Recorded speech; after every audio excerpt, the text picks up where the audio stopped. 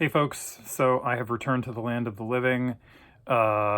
This is now my root canal number 2, so let this be a lesson to you. Take care of your teeth, because you don't want to have multiple root canals before you're in your mid-50s. So anyway, what I wanted to do is just basically get through the Sumner and Carnegie and Lloyd readings, so finishing up the sort of Reconstruction era leading into the Progressive era, and then I will have probably 2 other short lectures, recorded lectures, which will cover the progressives. And then we will be back on Tuesday when I am face to face with you, and we'll be talking about the New Deal and fully into the middle of the 20th century. Okay, so let me not waste any more time. I know you probably want to talk about Taylor and about the new 10-minute version of her song. What is it? I remember it well. All is well. Anyway, I should know that, but we can talk about that when we're face to face. So let's just leave the real stuff for when we're together. Okay, so if you go back to the War and Reconstruction slides, this is slide I think number 26, where we're talking about William Graham Sumner, who we had been talking about his discussion of his social Darwinist views, his defense of essentially letting nature take its course with people who are not fit. His example is the drunkard in the gutter, but this would apply to all sorts of folks who are poor or mentally infirm, have various kinds of challenges, obviously addictions, all this kind of thing. He's going to be pretty pitiless when it comes to how social policy should intersect with these folks. Much like the Titan above me from Attack on Titan, who was also pitiless. So just keep that in mind. And he talks about the way Sumner talks about the way that social policy leaders and political leaders are taking advantage of this figure of the forgotten man, basically the hardworking middle class producer, who is essentially having their tax money, having their money taken away via taxation and then redistributed to various undeserving, in Sumner's view, undeserving populations. Now, on this slide, and Government and Jobbery is the title. Again, I think that's slide 26. He talks more generally about the way that governments have, through the ages, been able to exploit people, been able to, via religion and ideology, essentially trick people who are being ruled into giving over their obedience or their money. Essentially, he offers a kind of ideological critique, which can just it transcends just his individual position, but it's or his kind of individual semi-libertarian position. It's a more general claim about the way that governments exploit and use culture and ideology and religion to trick people. And he thinks democracies are particularly prone to this. So, in the way that we see with James Madison and Calhoun, and then the writing of de Tocqueville that I mentioned briefly, that is part of one of the extra credit readings. This idea of the way that majorities tyrannize over minorities. Not thinking of racial terms of majority and minority, but just literally democratic majorities will tend to tyrannize, and part of the way that this takes place is through the government's essentially manipulating people through ideological and rhetorical tricks. And so while people want to believe that democracies, through voting, through the sensible deliberation of the majority. People want to believe, Sumner says, that this won't happen to democracies. In fact, this happens very frequently in democracies, Sumner says. And this is why there need to be counter-majoritarian laws and institutions that will check the majority, prevent the majority from exploiting the minority, which in a way is like this middle class group, or maybe even the kind of semi-wealthy. So their liberty has to be protected because the majority of the undeserving may try to essentially steal, what has been rightfully earned, in his view, by this group. Now, he also, and we can start to move on to the next slide here, he also, though, targets plutocracy. So it isn't just ruled by the rich. So one of the problems with democracy is that it actually ends up not being very democratic. So it can lead to a kind of tyranny of the poor over the rich. It can also lead, and he is as worried about, the way that it ends up turning into a tyranny of the rich. Through ideological manipulation, the masses are essentially tricked into redistributing money to the wealthy, to corporations. And so this was, at the time he's writing, in the late 19th century, this is the way that large-scale concerns like the railroads, for instance, this would be true in Canada as well as the US, I suppose, the way that these large-scale concerns, which were basically private interests, because it was claimed that these were necessary for national development, the excuse was then, well, we need to support them with loans and with taxation, lighter taxation or subsidies, taxing other people to subsidize these for national development. But it really just goes to making a small group of people even wealthier. And so this is what he calls jobbery. And so here, moving to the next slide, 27, here's where we see that although there is a real cruelty to many of the social policies that he endorses, he is at least consistent in that he criticizes redistributive schemes that go upward as well. So redistributing from the forgotten man to corporations, so corporate welfare is what we might call it today, is as much a target for him as the other sort of downward-looking, socially downward-looking kinds of welfare. So public buildings, any kind of taxation or redistribution for economic development, public pensions, land use, all of these things are jobs or jobbery, so public corruption essentially. And we also see then, and we have his writing in our textbook on his criticism of the U.S. war with Spain and criticism of U.S. imperialism. So this is where he is consistent, that he sees that the U.S. is in danger of turning into an empire, and indeed we could say the history of the United States after this point is absolutely about America establishing an empire especially across the mid to latter part of the 20th century, that because the war with Spain, in this case, is going to entail U.S. occupation of the Philippines, this means this means the beginnings of an empire, which requires taxation, which requires public debt, which requires continuous warfare, all of these things, and then service, requiring citizens to serve in the Army or Navy, all for national glory. So all of these things, the kinds of things that Hamilton very much wanted, Sumner says these are destructive of liberty as well.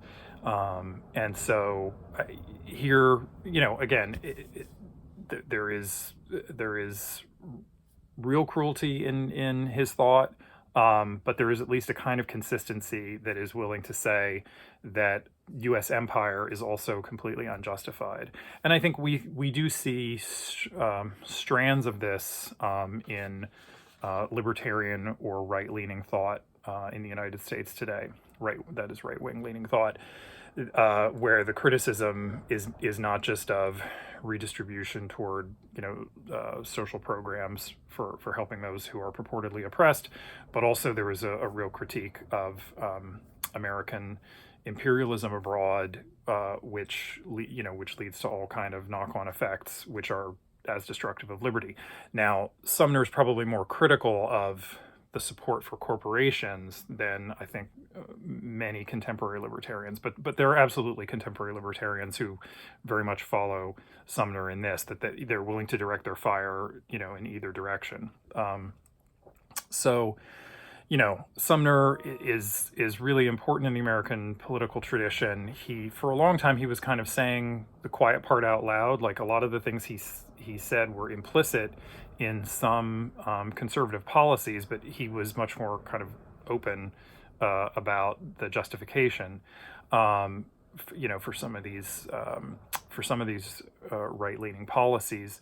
But I think we can see, especially when thinking about America in the latter part of the 20th century, this idea of the forgotten man is directly connected to the silent majority that Nixon will appeal to in the late 60s, and that silent majority is a trope that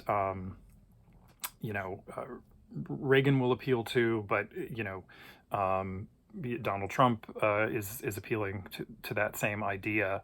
So this is very much akin to what Sumner is talking about in this idea of there's this productive class in American society, the makers. In fact, we just saw Elon Musk criticizing in a tweet, criticizing Bernie Sanders for being a taker, not a maker.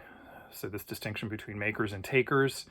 And we see the same kind of, we see this underlying ideology in Sumner. So, Reagan, and then to some extent Trump, although I'm not laying all of Trump's stuff at the feet of Sumner, but certainly a lot of the things from Nixon and Reagan on very much harken back to Sumner. But as I say on the slide, I think Ron Paul and Rand Paul are probably closer to Sumner's spirit. Okay, so the next slide. So Andrew Carnegie and the Gospel of Wealth. So Carnegie, of course, is a fabulously wealthy individual, and feels called upon to defend against, various kinds of social reformers. We'll see Henry Demarest Lloyd will be the final thinker that we'll discuss for this section, just coming up in a couple of minutes. So, Carnegie feels the need to justify what he calls the law of competition.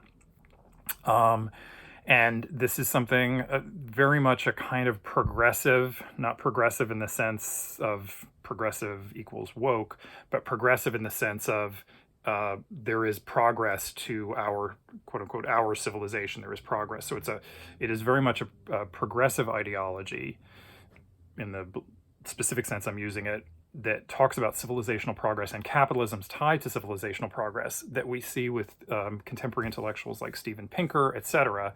And I'm forgetting the title of Pinker's book, but Pinker tirelessly repeats these statistics about how basically everything is getting better, and so even if you're poor in the United States or a so-called developed country, you're much better off than someone who was wealthy 200 years ago in some other kind of society.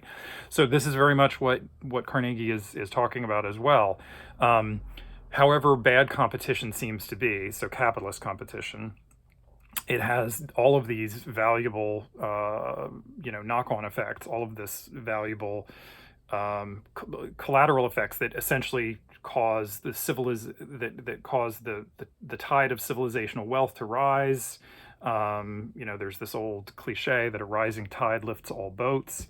So the idea is that even if you're poor, you're still being boosted up. This is, we can see, Carnegie is not necessarily the originator of this idea, but this is a classic example of that being defended by this plutocrat, this very wealthy industrialist, in the late 1800s.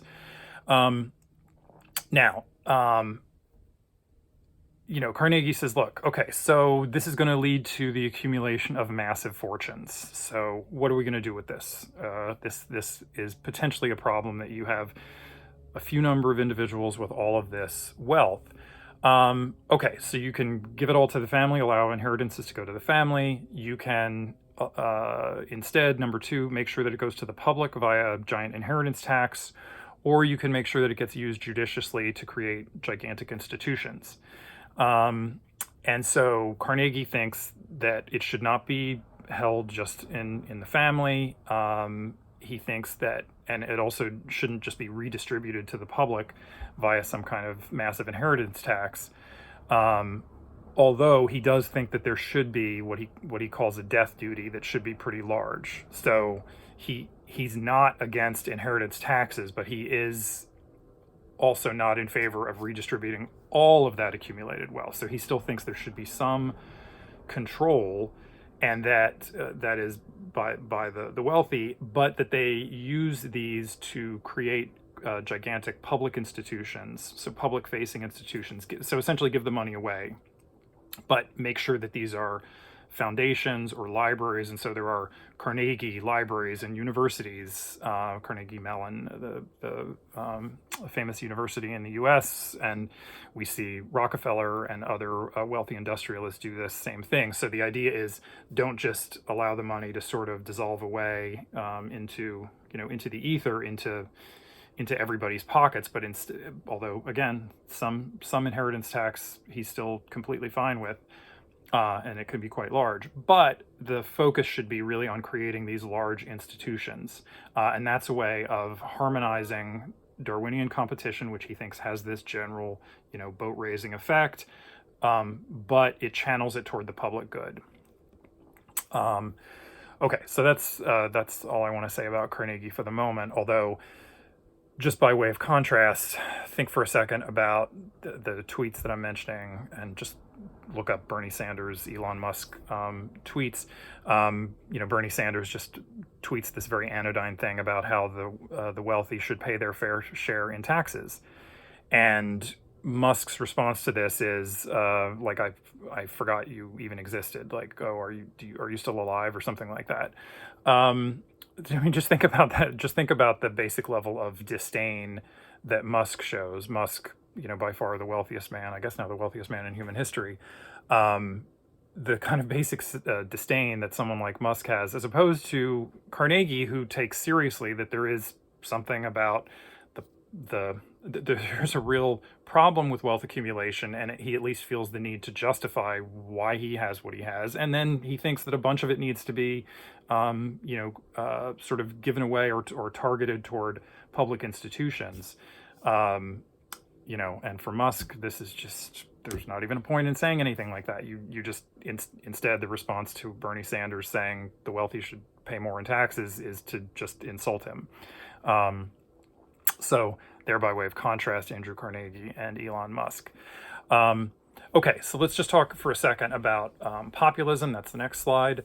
So we have this rising tide, and this is, of course, what Carnegie is in part responding to, is across the late 1880s, but really into the 1890s, there is a rising tide of trade unionism. So people are worried about concentration of wealth and also concentration of power in factories and workplaces, and so unionization is rising as an issue, even though the government's primarily trying to tamp down the power of unions, and really unions are almost powerless for most of this period.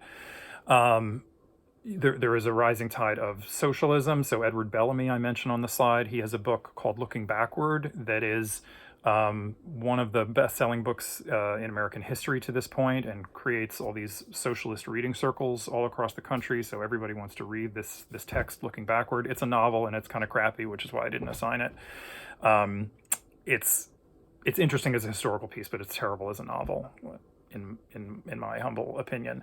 But there's there's all this rising tide of opposition to the accumulation of wealth and the industrialization of American society. And so populism originally starts out as, you could call it a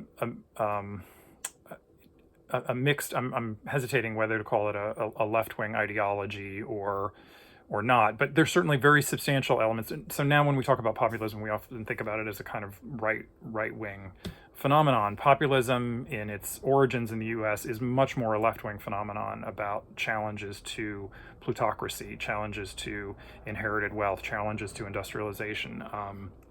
So it has right-wing elements, but it is mainly, although a rural phenomenon, it is also mainly a left-wing phenomenon. So like Sumner, they have problems with certain kinds of Hamiltonian political economy and with the splitting of America into, super wealthy and poorer classes.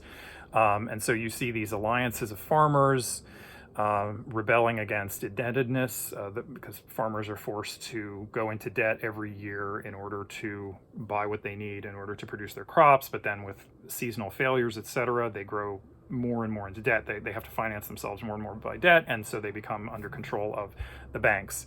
We see echoes of this from 1786, from 1794, harkening back to Jefferson's kind of yeoman ideal of the independent farmer.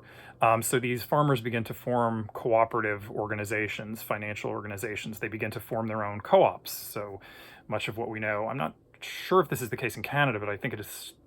I'm assuming it's the case that it's the same with the US and Canada, that these co-ops, so co-op banks, essentially originate in this time period, and it's populist ideology that creates these co-ops. So end national banks, democratize banking, increase the money supply. They want to go off of the gold standard and onto the silver standard. We're not going to get into that kind of monetary policy in this class, but end tariffs to protect corporations, nationalize transportation and communication, so nationalize the railroads, nationalize emerging, telegraph lines, etc., and a progressive income tax, right? So those who earn more ought to pay more, right? They get more, therefore they owe more back, and more direct representation. So it's the populists who lead the charge to make the Senate directly democratically represented, or directly democratically elected, which of course it hadn't been before that. Okay. So the populists themselves, they run, William Jennings Bryan runs in 2 elections. He never wins. Well, they don't. So they win at state level elections, and they have some representatives who are influenced by them in the various parties, but they don't sort of win in the sense of gaining the presidency. But their ideas really are very influential and live on, and then are picked up in later kind of democratizing movements. There is an element, I'm not going to talk much about this here, but there is, as I said, there were right-wing elements to populism, and so there's a fear of immigrant labor. There's a fear of immigrants challenging, lowering wages. Too many immigrants, they think, are going to serve the needs of industrialists rather than serve the needs of American workers. So there are definitely right-wing elements to and a distaste for foreigners coming into, quote unquote, foreigners coming into the United States. But we're not reading a lot of populist material here, so I'm going to leave that. Okay, let me just try to talk about Henry Damaris Lloyd, and let's wrap up this little lecture. So he's got Wealth Against Commonwealth. It's a combo socialist and populist credo. Liberty produces wealth, wealth destroys liberty, right? This is the basic problem that he is identifying. American liberty seems like a good thing. It allows for the accumulation of vast fortunes. Those vast fortunes then turn into plutocrats who are secretly or via special interests influencing policy, and that actually takes away from the liberty of the vast majority of the people. And it's via monopolies. It's the fact, Lloyd says, is business works by trying to gain monopoly power. So all businesses naturally try to secure monopolies. The law of competition says eliminate your competitors. The law of competition says not only eliminate your competitors in your industry, but also, so that's called horizontal integration, but vertical integration. You're going to try to control the supply chain across all the things that you buy and then all the ways that you distribute. So you're going to try to gain monopolies this way as well as this way. Vertical integration, horizontal integration. This is what good business sense dictates. It's also the problem. The tendency of business to do this, you can't eliminate it. So regulation is not enough. Now we're going to see what the progressives, essentially what the progressives decide is, so with Crowley and Wilson and even Teddy Roosevelt, regulation is important, right? So this is why it's funny when people equate the progressives with somehow socialism or something. They certainly, I mean, there are, to the extent that there is a criticism of the power of wealth and corporations to destroy liberty, sure, there is a little bit of a relation there, but it's to avoid socialism. That is everything that the progressives are trying to avoid. It's let's regulate, not take up the challenge in a more fundamental sense and really take on capitalism, which is what somebody like Lloyd is advocating. So instead, Lloyd says the true law of business should be that all must pursue the interest of all. So instead of what businesses do now, which is only pursuing the interests of, the owner or the stockholders or something, and so it really doesn't matter what you do as long as you're serving those interests. You're supposed to profit for yourself. Instead, businesses ought to have this public regarding aspect. And so Lloyd says, look, we have been under this notion that survival of the fittest is the rule. So this is our final slide here. Survival of the fittest is the rule that ought to be governing the relations among corporations and then the relations among people. But he says this is a doctrine fit for monsters. Families, societies, villages, cities, polities don't actually run that way. Sure, we've tolerated this attitude in industry, this cutthroat attitude in industry, but this is not a fit civilized way of running our lives.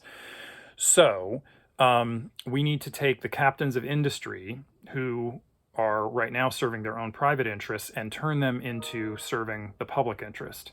So we need to think about industries in the same way that we now think, he says, the same way that we now think about schools, the same way that we think about the post office. So this is what we need to be doing.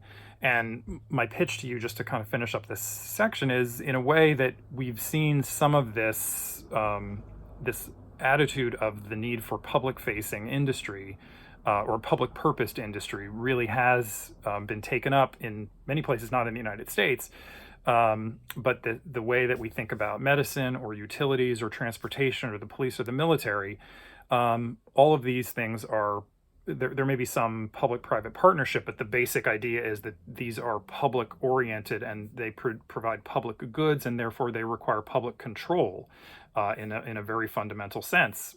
And this is basically his point. So he recommends it extending out beyond, let's say, universal health care, again, toward thinking about really the foundational industries should also have this kind of public control, not just a little minimal regulation, but ought to be kind of run in the way that public utilities are run or transportation agencies, et cetera. So, we can wonder how transferable, just thinking about the present day, how transferable to, all kinds of private industries is this attitude. Thinking about the importance of Facebook and Google and Twitter, there are those who say what we ought to do, and this is mainly a left-wing claim, is we ought to nationalize these platforms. So if you're going to have a platform which has such fundamental control over the lives of so many individuals, is so influential, it ought not to be essentially private, but it ought to have an essentially public purpose. And so there is very much a left-wing argument that is made today for nationalizing these kind of platforms. That's different from the criticism of folks on the right who also think that Facebook and Google and Twitter have too much power, but it's because they think conservatives are being censored.